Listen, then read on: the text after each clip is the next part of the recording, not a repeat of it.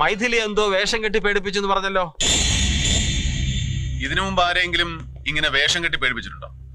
ശങ്കരേട്ടന്റെ ഭാര്യ ഉഷയെ. കൃഷ്ണൻ നായർ പറഞ്ഞു ഉഷയെ പേടിപ്പിക്കാൻ, അല്ലേ? വേലുവിന് കൃഷ്ണൻ നായർ എങ്ങനെ അറിയാം? എന്നെ അണിമംഗലത്ത് കൊണ്ട് ചേർത്തത് കൃഷ്ണൻ സാറാണ്. പണ്ട് ഇടയ്ക്ക് പൈസ ഒക്കെ തരാറുണ്ടോ? തരും. ഉഷയെ ഭയപ്പെടുത്തിയാൽ എന്ത് തന്നു? 500 രൂപ. ഉഷയുടെ മരണം മെഡിക്കൽ നെഗ്ലിജൻസോ വെറും കയ്യബദ്ധമോ അല്ല, മുൻകൂട്ടി തീരുമാനിച്ചുറപ്പിച്ച കൊലപാതകമായിരുന്നു. വളരെ സമർത്ഥമായി നിങ്ങൾ വേലുവിനെ ഉപയോഗിച്ചു. വീഴ്ചയിൽ ആ സ്ത്രീ മരിക്കാത്തതുകൊണ്ട് ആ കർമ്മം നിങ്ങൾ നേരിട്ട് നിർവഹിച്ചു, അല്ലടോ? എന്ത് ലാഭത്തിന് വേണ്ടിയാ നിങ്ങളത് ചെയ്തത്? അണിമംഗലം കുടുംബത്തിന്റെ ഭൂരിഭാഗം സ്വത്തിന്റെയും, അതായത് 70% അവകാശി ശങ്കരേട്ടനാണ്. ശങ്കരേട്ടനാണെങ്കിൽ കുട്ടികളില്ല, ഭാര്യ നിത്യരോഗി. അവരെ ഒറ്റയടിക്ക് ഇല്ലാതാക്കിയാൽ... അതല്ല, ഉഷ അവരുടെ അടുത്ത ബന്ധത്തിൽ നിന്നൊരു കുട്ടിയെ ദത്തെടുക്കാൻ തീരുമാനിച്ചു. അവര് വളരെയേറെ നിർബന്ധിച്ചത് കൊണ്ടാണ് ശങ്കരേട്ടൻ അതിന് സമ്മതിച്ചത്. അതോടെ 70% സ്വത്തിനും പുതിയ നാഥനായി. ആകെ ഒരു ശല്യം ആ സ്ത്രീ ആയിരുന്നില്ലേ? ആ ശല്യം കൂടെ നീങ്ങി കിട്ടിയാൽ ശങ്കരേട്ടനെ തുള്ളിക്കാനുള്ള താളമൊക്കെ ഡോക്ടർക്കറിയാം. ഹോസ്പിറ്റലോ റിസോർട്ടോ ചുളുവിലേക്ക് എന്താ സഹായിച്ചുകൂടാത്തത്? എന്തൊരു ജാതകമാടോ തന്റെയൊക്കെ. ഇനി പറ, മൈഥിലിയുടെ മരണവുമായി നിങ്ങൾക്ക് എന്താണ് ബന്ധം? സത്യമായിട്ട് ഒരു ബന്ധവും ഇല്ല സാർ.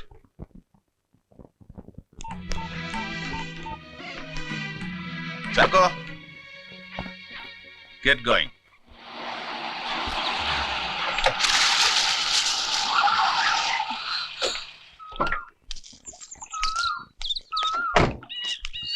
ക്ഷേത്ര ദർശനമൊക്കെ കഴിഞ്ഞു? കഴിഞ്ഞു. ഞങ്ങളോടൊപ്പം ഒന്ന് വരണം. എന്താ കാര്യം? അതൊക്കെ പറയാം, ഞങ്ങളെ ഫോളോ ചെയ്താൽ മതി.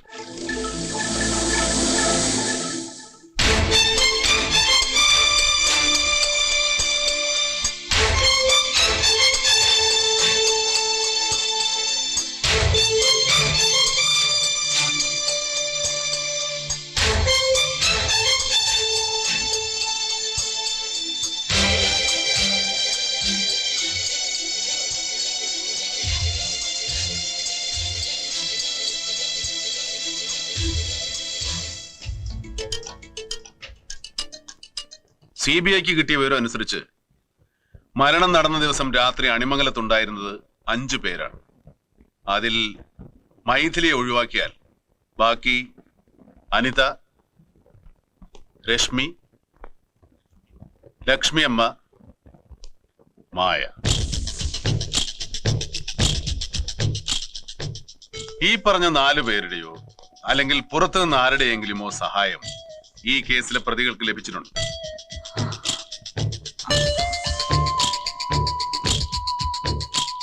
CBIക്ക് കേസിന്റെ അന്വേഷണം പൂർത്തിയാക്കണമെങ്കിൽ അതാരാണെന്ന് തിരിച്ചറിഞ്ഞേ മതിയാവും.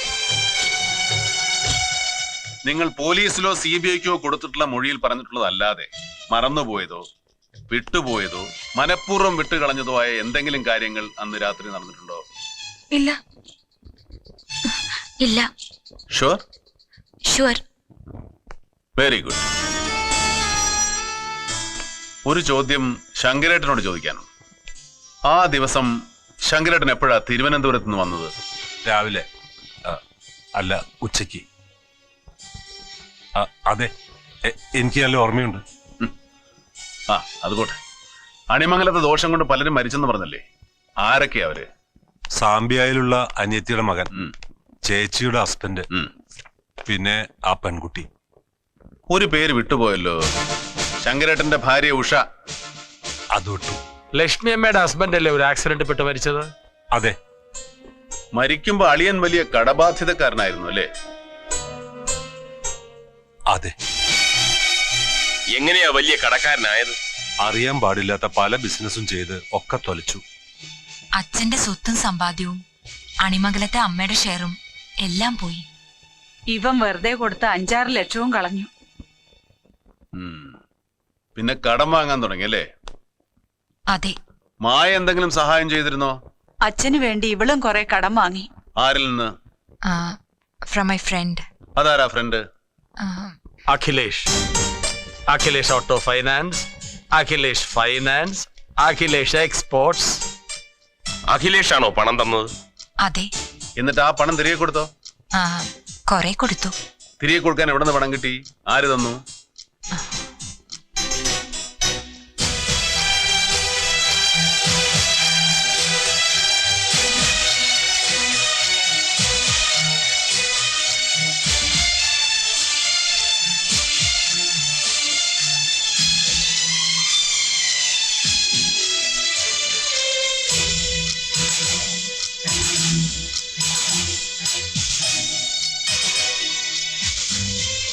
ഇയാളാണോ പണം തന്നത്?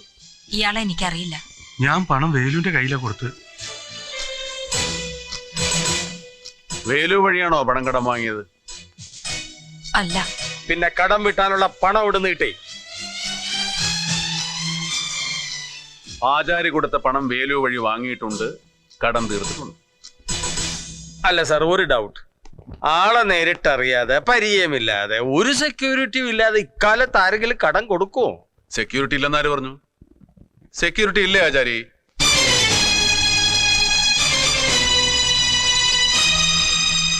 ശരി, മായ വാങ്ങിയില്ല.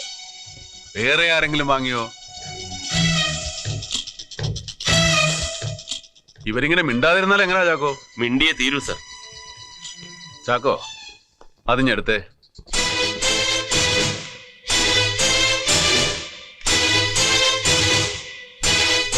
മൈഥിലി മരിച്ച ദിവസം ലോക്കൽ പോലീസ് ഇൻക്വസ്റ്റ് നടത്തിയപ്പോൾ എടുത്ത ഫോട്ടോസാ ഇതെല്ലാം.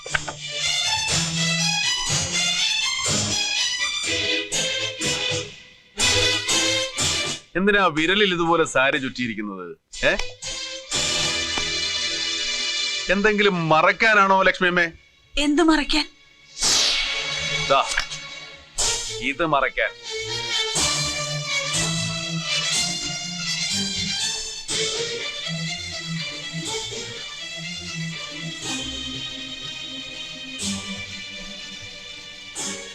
ഈ മുറിവ് എങ്ങനെ ഉണ്ടായി? ഈ സംഭവം നടക്കുന്നതിന് 3-4 ദിവസം മുൻപ് കറിക്കോ മറ്റോ നുറുക്കുമ്പോ കത്തി കൊണ്ട് മുറിഞ്ഞതാ. അതെന്ന് പോലീസ് ചോദിച്ചപ്പോ ഞാൻ പറയുകയും ചെയ്തു. 3-4 ദിവസം എന്ന് പറയുമ്പോ മൈഥിലി മരിക്കുന്നതിന് മുമ്പ്, അനിതയും കൂട്ടുകാരികളും മണിമംഗലത്ത് എത്തുന്നതിന് മുമ്പ്. അതെ. ഉറപ്പ്? അതെ, എനിക്ക് നല്ല ഓർമ്മയുണ്ട്. ഈ ഫോട്ടോ ഒക്കെ എന്നെടുത്തതാ? കുട്ടികൾ അണിമംഗലത്ത് വന്നപ്പോ എടുത്തതാ. അതായത് മൈഥിലി മരിക്കുന്നതിന് ഏതാനും മണിക്കൂറുകൾക്ക് മുമ്പ് എടുത്തത് അല്ലേ? അതെ.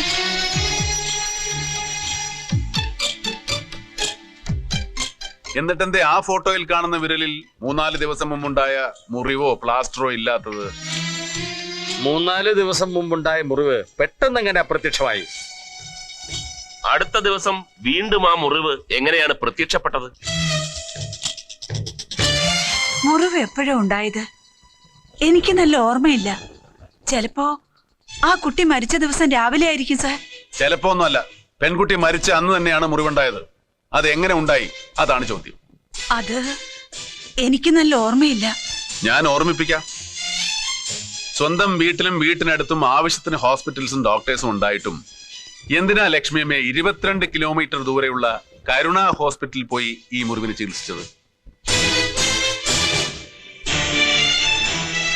1.5 മാസത്തോളം നിങ്ങളെ ചികിത്സിച്ച ഡോക്ടർ മനോഹരൻ നിങ്ങളെയും നിങ്ങളുടെ കൂടെ അന്ന് കൂട്ടിനുവന്ന വേലുവിനെയും ഇന്ന് നന്നായി ഓർക്കുന്നു.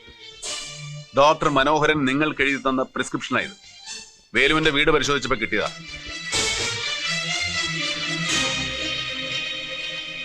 ഒന്നര മാസത്തോളം ചികിത്സിക്കാൻ തക്ക വണ്ണം എന്ത് മുറിവാണ് ആ വിരലിൽ ഉണ്ടായിരുന്നത്?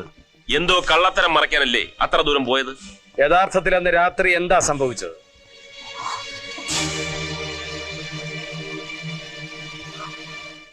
ഇനി പറയൂ ലക്ഷ്മിയമ്മേ, അന്ന് രാത്രി നടന്ന സംഭവത്തിൽ നിങ്ങളുടെ പങ്കെന്തായിരുന്നു?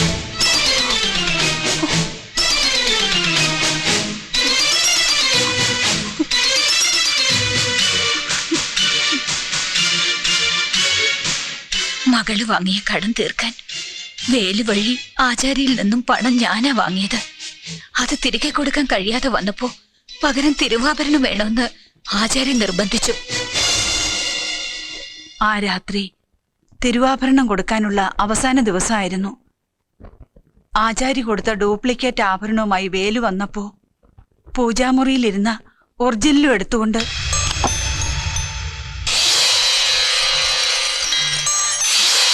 പുറത്തെ സ്റ്റെപ്പ് വഴി ഞാൻ മുറ്റത്തേക്ക് വന്നു. പ്രദീപിനോടല്ലേ ഞാൻ പറഞ്ഞത് വരണ്ടാന്ന്. പ്ലീസ് വരണ്ട, വേണ്ട.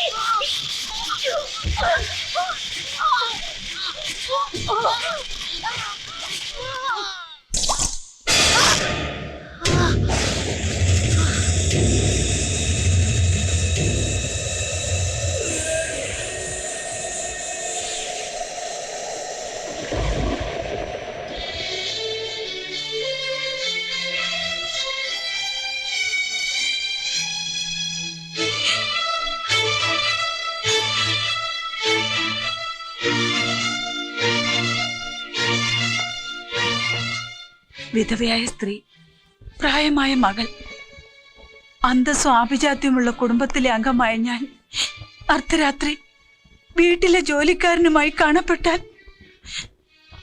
ഞാൻ എത്ര സത്യം പറഞ്ഞാലും ആരും വിശ്വസിക്കില്ല.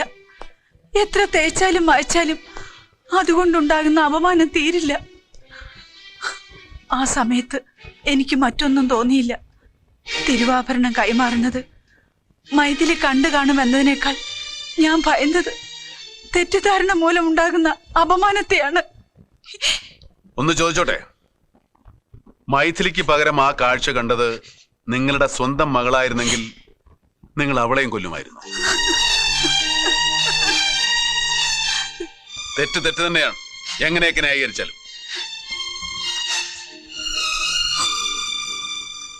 ഉഷയെ വേഷം കെട്ടി പേടിപ്പിച്ചതിന് 500 രൂപ കിട്ടി. ഈ സംഭവത്തിൽ വേഷം കെട്ടി പേടിപ്പിച്ചതിനും കണ്ട സത്യം മറച്ചു വെച്ചതിനും കൊലയ്ക്ക് കൂട്ടുന്നതിനും കൂടി എത്ര കിട്ടി?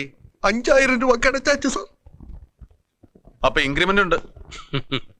ലക്ഷ്മിയമ്മേ, ഈ കേസ് തെളിയിക്കപ്പെടണമെന്നുള്ളത് ദൈവനിശ്ചയമാണ്. ഇങ്ങനെ ഒന്ന് ഒരു കേസിന്റെ മർമ്മപ്രധാനമായ തെളിവായി തീരുന്നത് CBIയുടെ ചരിത്രത്തിൽ തന്നെ ആദ്യമാണ്. ഇത് ദൈവത്തിന്റെ അടയാളമാണ്. A sign of God.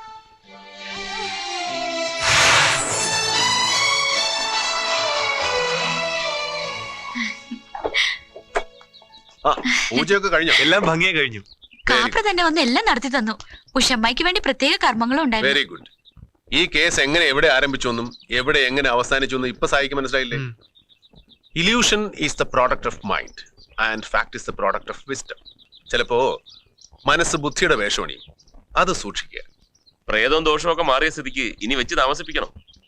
മനസ്സിലായില്ലേ? കല്യാണം അതും തീരുമാനിച്ചു സാർ. അടുത്ത മാസം 26-ന് അണിമംഗലം ക്ഷേത്രത്തിൽ വെച്ച് സാറിനോട് ആദ്യം പറയുന്നത്. അപ്പൊ എല്ലാം തീരുമാനിച്ചുറപ്പിച്ചിട്ടാണ് വരവല്ലേ? Wish you all the luck. Thank you sir.